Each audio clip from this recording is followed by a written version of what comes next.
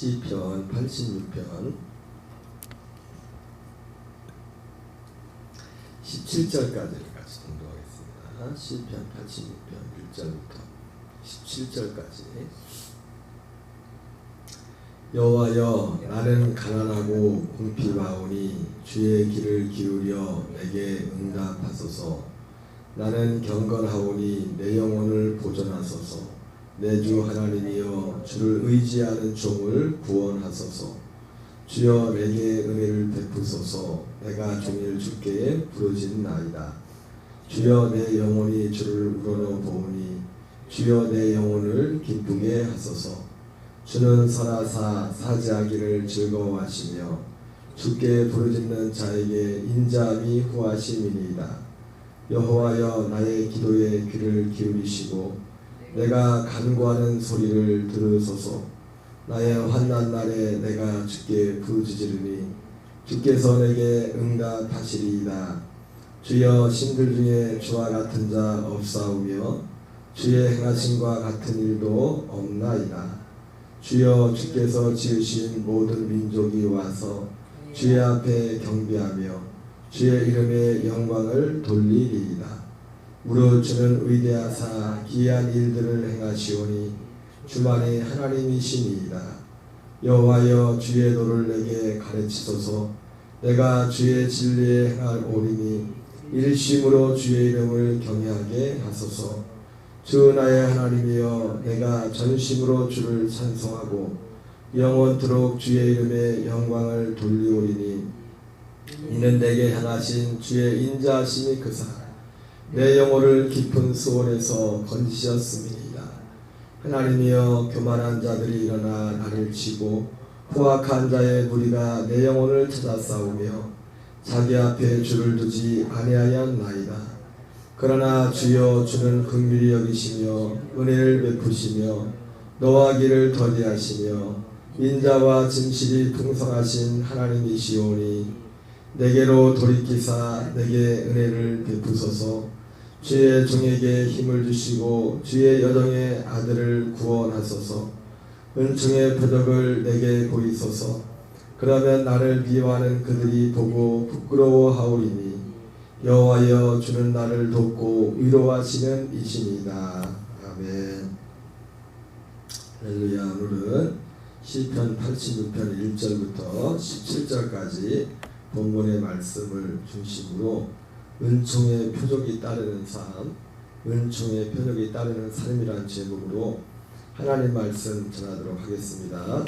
오늘 본문의 말씀은 다윗의 기도라고 되어 있는데, 아마도 학자들의 견해에 의하면 우리가 굳이 학자들이 말하지 않더라도 고난 가운데 기도하는 다윗의 이 모습은 우리가 성경 속에서 우리가 언뜻 떠오르는 다윗의 삶 속에 그 고난은 사울에게 한 10여 년 동안 당했던 그 고난의 시기와 그리고 그 후에 아들 압살롬으로 인해서 당했던 그 고난이 우리가 자연스럽게 기억하게 됩니다. 그래서 보통 학자들도 오늘 다윗이 드렸던 이 기도가 그러한 배경에서 드린 기도라고를 그렇게 말하고 있습니다. 오늘 본문의 말씀을 대략적으로 보면은 오늘 본문의 말씀 내용은 첫째는 다윗이 실제로 처해 있는 그 궁핍하고 아주 난감한 우리가 방금 말씀드렸던 그런 어떤 상황들에 대해서 하나님 앞에 아뢰고 또 그런 상황 가운데서 그 악한 자들이 다윗을 공격하는 그런 모습들이 잠깐 묘사되고 있고, 그런 자신의 환경 가운데서 또 여전히 하나님이 그 선하신 것, 하나님께서 행하신 그런 일들에 대해서 또 하나님께서 앞으로 자기를 구원하실 그 선하신 하나님에 대해서 찬양하면서 결론적으로 오늘 86편 17절 마지막 절에서 다윗이 하나님 앞에 기도하는 마음의 어떤 중심이 이 마지막 17절에 담겨 있는 것 같습니다. 다윗이 은총의 표적을 내게 보이소서. 그러면 나를 미워하는 그들이 보고 부끄러워하오리니 여호와여 주는 나를 돕고 위로하시는 이시니라. 이렇게 오늘 다윗이 기도를 끝맺고 있습니다. 방금 앞에서 말씀했던 이런 모든 다윗의 기도의 내용을 한 문장으로 한 절로 압축해 놓은 것 같습니다. 그래서 한마디로 자기를 구원해 달라는 거죠. 자기를 이런 상황에서 구원해 달라는 그런 표현을 은총의 표적을 내게 보이소서. 그러면 나를 미워하는 그들이 보고 부끄러워하오리니. 다윗을 미워하는 그가 사울이 되었던 아들 압살롬이 되었던 그런 상황에 나를 부끄러워하오리니 여호와여 주는 나를 돕고 위로하시는 이시니라.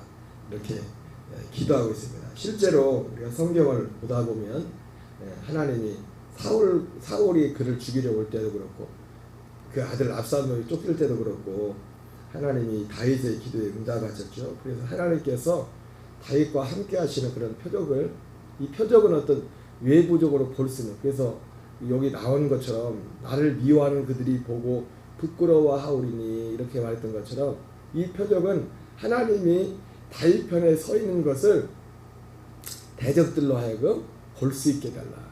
뭐 그 말이나 하나님이 나와 함께 해줘서 나를 도와주시고 나를 구원해 달라는 말씀이나 똑같은 말씀이죠. 실제로 그래서 성경 속에 우리가 잠깐 이렇게 보더라도 사울에게 쫓기는 그런 과정 가운데서 하나님이 다윗에게 은총의 표적들을 보여주죠. 함께하는 표적들을. 그렇게 사울이 많은 수천의 군사를 동원해서 다윗을 죽이려고 쫓아올 때 결정적인 순간에 전에도 말씀드렸지만 다윗이 그렇게 쫓기면서도 사실은 쫓기는 신세였지만은 다윗의 무리가 결코 적은 숫자가 아니죠. 아둘람 굴에 수백 명이 모였었는데 사실 여러분 수백 명은 고사하고 그것도 신기하죠. 그 많은 사람들이 이동하는데 물론 요즘처럼 통신이 발달된 요즘처럼 CCTV가 있어요. 바로 잡혔겠죠. 가는 어디로 이동 경로가 다 나오니까 벌써 잡혔다. 근데 그때는 아무리 CCTV가 없었다고 해도 한 열댓 명만 사람들이 한 50명만 장전이 왔다 갔다 해도 그거 금방 들키고 금방 잡힐 수 있는 건데 수백 명이 그 아둘람굴에 모였던 사람들만 해도 수백 명이었는데 그 다윗이 물론 그 사람들이 다 같이 계속 같이 다녔는지 모르겠지만 사실은 나중에 블레셋에 가서 다윗이 그 블레셋에서 나중에 시글락에서 전투를 하고 전투하는 참여하는 그런 모습들을 볼 때 그 숫자는 결코 작은 숫자가 아니에요. 아마 그 아둘람굴에 모였던 그 사람들이 어쩌면 거의 다 같이 이동했을 거라고 생각이 됩니다. 수백 명이면 사실은 다 들키죠. 안 들키죠. 그것도 참 신기하죠. 아무리 요즘처럼 통신이 발달하지 않았을지라도 그 좁은 땅덩어리에서 그렇게 따지면은 그 다윗을 밀고 하는 사람들이 많지 않았던 것 같습니다. 성경에는 다윗을 밀고 해가지고 다윗이 잡힐 위기 가운데 있었지만은 바로 신고에 들어가 버리면 바로 잡혔을 텐데 어쨌든 다윗이 어쨌든 그 많은 쫓기는 신세였지만은 사실은 숫자가 많으니까 누군가 어떤 다른 사람들에게는 다윗과 다윗의 그 무리들이 보호자의 역할을 다 가는 곳마다 하고 선행을 베풀고 있다고 선행을 베풀고 그랬는데 방금 앞에서 말씀드렸지만 그 선행을 받은 사람들이 다윗을 이제 밀고를 하죠. 그래서 이제 사울이 수천 명에 되는 군사를 이끌고서 다윗을 잡으러 오는데 우리 사무엘상 23장 같은 경우에 보면은 이제 곧 잡히게 됐는데 마침 그때 무슨 일이 일어납니까? 블레셋이 참전을 해가지고 어쩔 수 없이 사울이 다윗을 쫓는 것을 그치고 아마 그때 블레셋이 참전하지 않았으면은 다윗이 어떤 큰 낭패를 당했을지도 모릅니다. 그런 은총의 표정. 또 엔게디에 그래서 바로 거기 사울이 이제 블레셋을 일단 침공한 블레셋과 싸우려고 간 사이에 다윗이 엔게디로 가는데 엔게디에서도 사울을 죽일 수 있는 그런 기회가 있었죠. 그리고 나중에 십황무지로 도망갔을 때도 그때는 그를 쫓던 사울 군대에게 그들이 지쳐 잠들었을 때 가서 이제는 그때도 사울을 죽일 수 있었는데 그러니까 이러한 것들이 이 다윗이 하나님이 다윗과 함께하는 그것도 대적들 편에서 볼 때에도 다윗과 하나님이 함께하고 있다는 어떤 은총의 큰 표적이 되었습니다. 다윗 입장에서도 그렇지만 사실은 나중에 물론 십황모지에서 다윗이 이제는 사울을 살려주고 나서 그리고 이제 서로 사울도 이제는 다윗 앞에 다시 사과를 하지 않습니까? 내가 정말 잘못했다. 그러면서 심지어 뭐라고 합니까? 다윗을 축복하죠. 다윗을 축복하면서 뭐라고 합니까? 하나님이 너와 함께할 것이 네가 큰 일을 해야겠고 반드시 승리를 거두리라. 그러면서 축복까지 해줍니다. 그러니까 이 사울 입장에서 다윗과 함께하는 물론 그 전에도 사실 그 전에서부터 그랬죠. 사실 그 전에서 이게 뭐가 싫으면은 하나님이 함께하고 있는 것을 보고 사실은 사울이 다윗을 두려워했잖아요. 다윗이 죽인 사울이 죽인 자는 천천히요. 다윗이 죽인 자는 만만인데 이게 사람이 뭔가 씌어버리면 어떤 사람이 야, 저 사람 하나님과 함께하는 것 같다 하면서도 뭔가 씌어가지고 10년 동안을 다윗을 죽이려고 다니는 거야. 하나님이 함께하는 사람인데도 이게 영의 세계라는 것이 참 무서운 것입니다. 그래서 사울이 다윗에게 내가 큰 일을 행하겠고 반드시 승리를 얻으리라. 오늘 이 시편 86편 17절에 이 다윗의 기도가 응답된 거죠. 다윗의 삶에 이 은총의 표적이 따른 거죠. 은총의 표적을 내게 보이소서. 그러면 나를 미워하는 그들이 보고 부끄러워하오리니 여호와여 주는 나를 돕고 위로하시는 이십니다. 이렇게 말씀하고 있습니다. 자, 그런데 우리는 오늘 이 본문의 말씀을 보면서 한 가지를 좀 더 생각해 보려고 합니다. 오늘 다윗이 구했던 은총의 표적은 외적인 표적이었죠. 외적인 표적. 외적으로 하나님이 다윗과 함께하는 것들을 외적으로 대적들이 보게 해달라고 한마디로 자기를 구원해달라고 하는 것이었습니다. 그런데 오늘 그 표적을 구하는 것이 잘못된 것이 아니라 오늘 제목이 은총의 표적에 따르는 삶이라고 했는데 은총의 표적에 따르는 삶이 되려면은 오늘 우리가 사실은 이 외적인 표적을 구하기 전에 먼저 구해야 될 표적이 하나 있습니다. 우리가 지지난주 상일바 예배 때도 잠깐 언급했던 말씀이지만은 바리새인들이 예수님께 와서 표적 보여주기를 구하지 않습니까? 그때 예수님이 악하고 음란한 세대가 표적을 구하나 선지자 요나의 표적밖에 보여줄 것이 없다. 선지자 요나의 표적.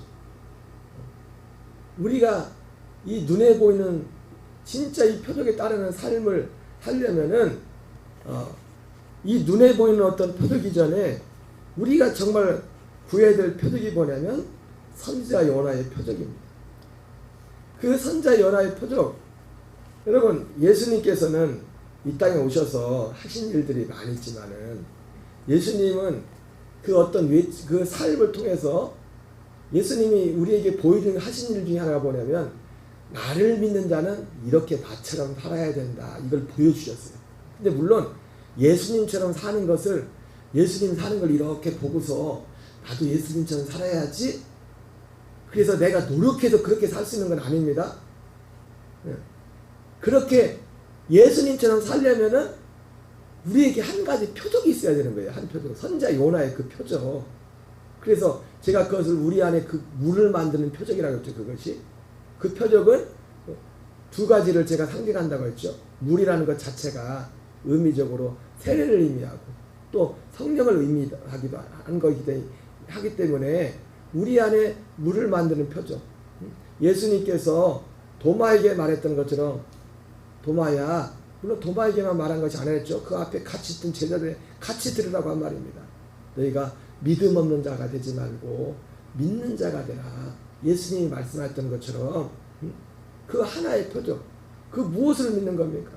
부활하신 예수님의 부활하신 그 부활을 보고서 예수님이 정말 그리스도시고 그리스도이신 걸 믿었고 그리스도께서 행하시는 그 일을 믿은 거예요. 예수님께서 하시는 말씀이 뭡니까? 그리스도께서 하시는 하나님이 약속하신 그리스도가 하시는 진짜 일은 뭐냐면 외적으로 하는 많은 표적들을 행하셨지만 진짜 표적, 우리 안에 표적을 두는 거예요. 우리 안에 표적. 그 표적은 외적인 표적이 아니라 우리 안에 표적을 두는 겁니다.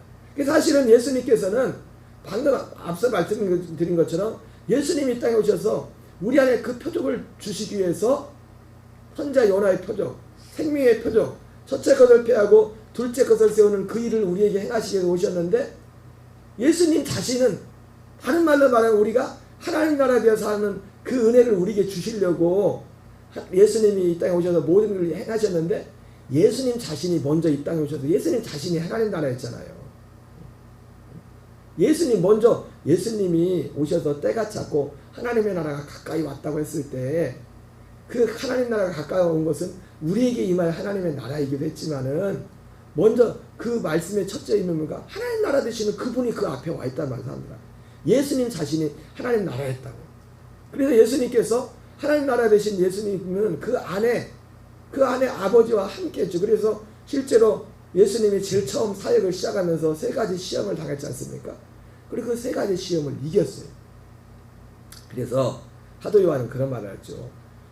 하나님께로부터 난 자마다 세상을 이기느니라. 누구처럼? 예수님처럼. 예수님이 육신의 정욕, 안목의 정욕, 이생의 자랑 3가지 시험을 이겼잖아요. 하나님께로부터 난 자가 누구예요?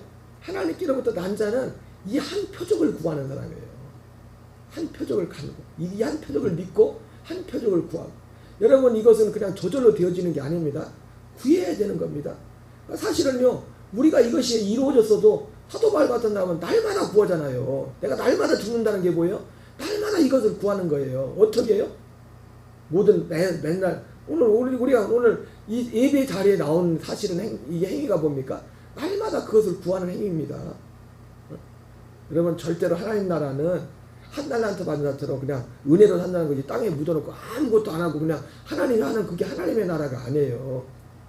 매일매일 우리는 성령을 위해 심는 일을 하는 겁니다. 그래서 사도 바울이 하나님을 만홀히 여기지 말라. 육체를 위해 심는 육체로부터 썩어질 것을 거두고 성령을 위해 심는 자는 성령부터 영생을 거두리라. 여러분 죄송한 말씀이지만 우리가 똑같은 것을 믿는다고 할 때 오늘 이 시간 매일매일 와서 예배드리고 하나님 앞에 드리는 분과 그렇지 못한 분은 하나님 앞에 달라요. 하나님이 반드시 심는 대로 거두게 한다고 했다고요. 우리의 모든 삶에 있어서 일반적인 모든 부분에 있어서. 그래서 예수님이 그 시험을 이기잖아요. 예수님이 외적인 표적들을 많이 행하셨지만은 예수님 안에는 그리스도 안에는 그분 안에는 그 안에 표적이 있었다. 그 안에 표적이 있어서 그 마귀의 시험을 이겨보고 결과적으로 어떻게 됩니까? 마지막 특별히 마태복음 같은 경우는 예수님이 시험을 다 이기고 나니까 어떻게 됩니까? 마귀가 떠나고 천사들이 와서 예수님을 수종들었다. 예수님을 섬겼다. 이렇게 기록하고 있습니다.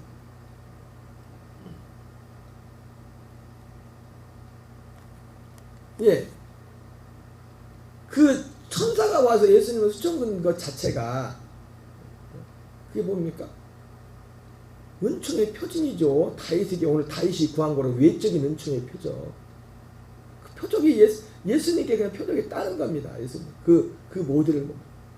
그래서 실제로 다윗의 삶에도 보면 오늘 시편 86편에도 보면은 마지막 절에 은총의 표정을 보여달라고 했지만은 다윗의 기도 가운데 아까 말했처럼 다윗의 기도의 내용이 몇 가지 있었죠. 다윗이 처해 있는 그 상황, 지금 아주 어떻게 할 수 없는 너무나 난감한 그 상황들에 대해 그 상황 가운데서 하나님께 구원을 호소하는, 그리고 그 악인들이 지금 하나님을 자기를 대적하고 죽이려고 하는 그 악인들의 눈앞에는 주님이 없어요. 하나님이 보이지도 않아요.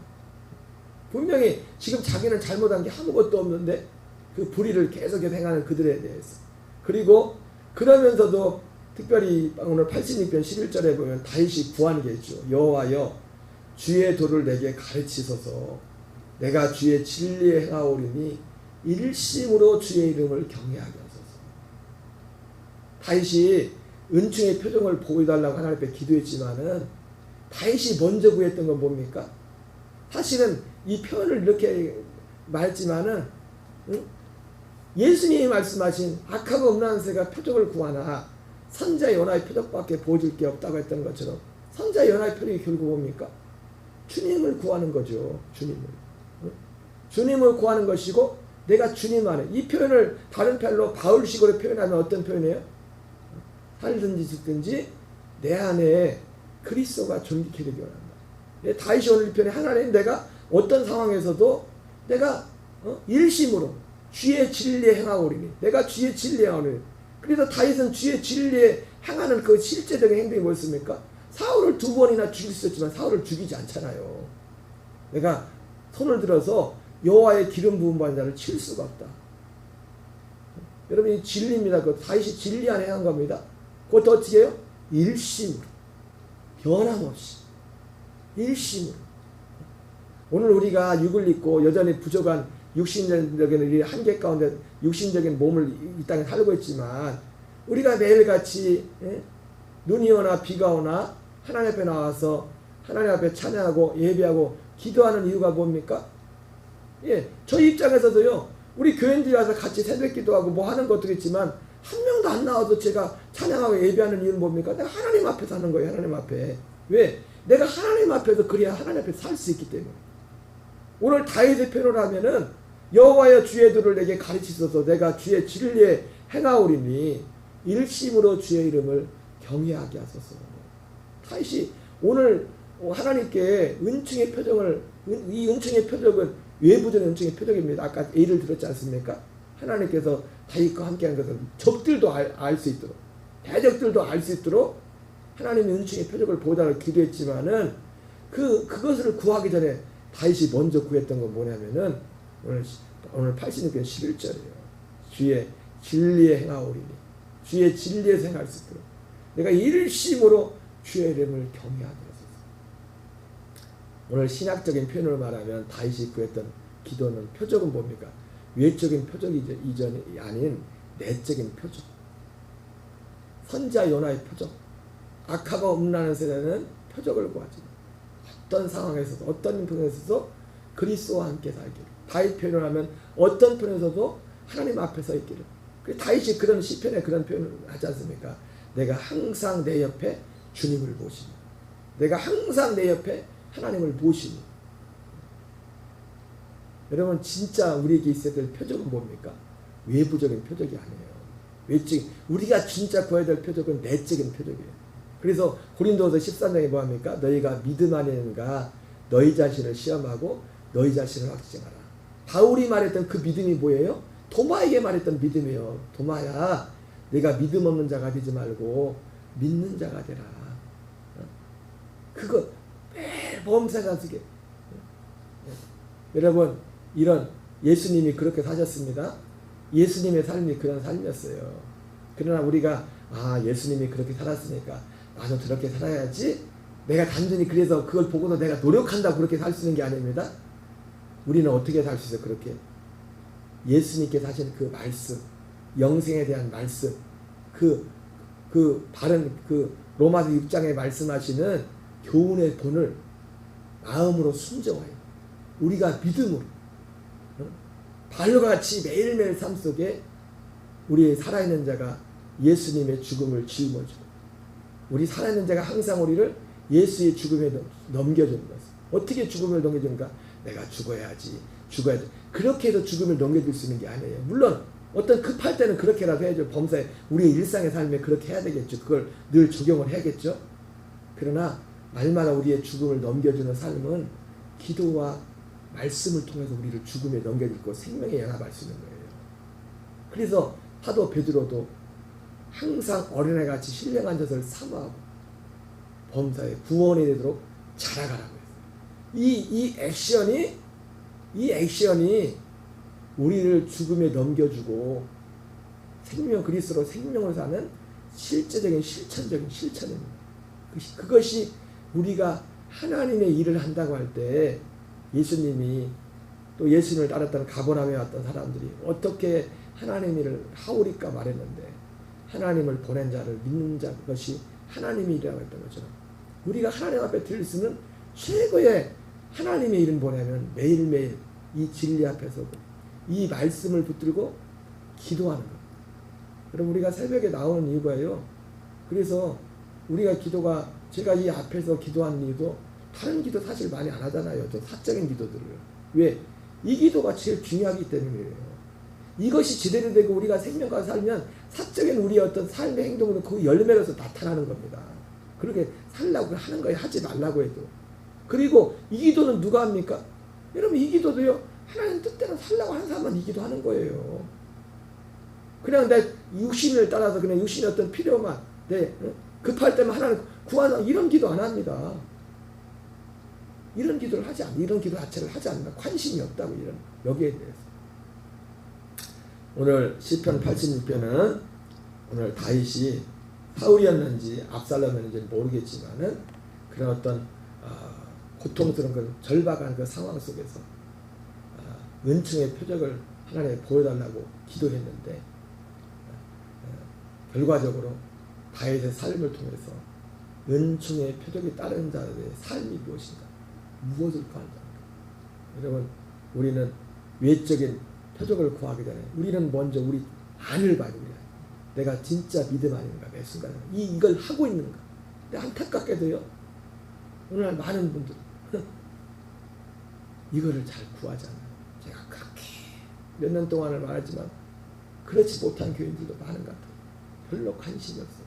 당장 어떤 외적인 그것만을 붙들고 그 문제만 여러분 그보다 더 빠른 게 예수님이 말씀하잖아요. 먼저 하나님 나라와 일을 구하라고. 근데 그게 주먹이 먼저 앞에 나 주먹이 먼저 앞에 나. 여러분 우리의 삶이 정말 진지하게 오늘 다윗과 같은 또 예수님을 보면서 은총의 표적을 정말 원한다면 은총의 진짜 은총의 표적을 외적인 은총의 표적이잖아요. 우리의 내적인 표적 우리 이 일을 우리 안에 지금 진행되고 있는가를 우리가 살펴서 오늘 우리가 진정 은총의 표적에 따르는 삶의 달에서는 오늘 시편 86편 11절의 기도가 앞서는 우리 모든 성도들 되기를 주의 이름으로 축원합니다. 우리 주기도문을 마치겠습니다. 하늘에 계신 우리 아버지여 이름이 거룩히 여김을 받으시오며 나라의 마옵시며 뜻이